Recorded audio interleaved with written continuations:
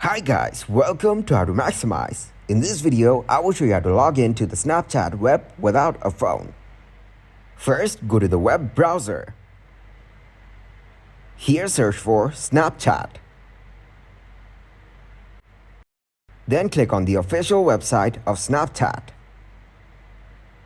Now tap on the Login to Chat button. Now enter your username or email. Then click on Next. Now complete the verification by following the given instructions. Click on Next button to proceed further. Now enter your account profile. Once you're done, hit the Next button. Here click on Got It to close this tab.